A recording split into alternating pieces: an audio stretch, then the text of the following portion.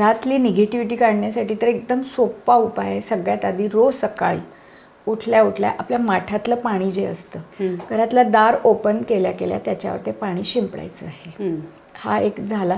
दुसरा, आंघोळ वगैरे झाल्यानंतर पाणी, कच्चं दूध, गंगाजल याचा शिडकाव घरामध्ये करायचा आहे.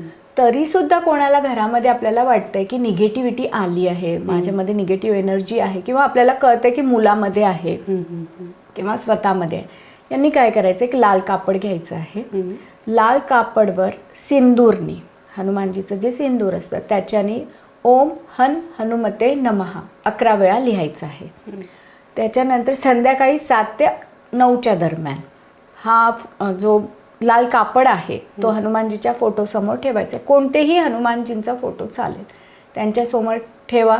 मोहरीच्या तेलाचा दिवा लावायचा आहे. 21 वेळा तुम्हाला म्हणायचं आहे ओम हन हनुमते रक्ष रक्ष स्वाहा हे म्हणायचं आहे. लाल कापड फोल्ड केला.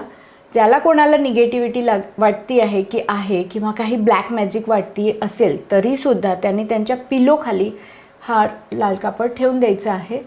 3 रात्र तरी कमीत कमी ठेवायचा आणि त्याच्यानंतर 4th डे सकाळी उठून तो पाण्यामध्ये विसर्जित करायचा आहे.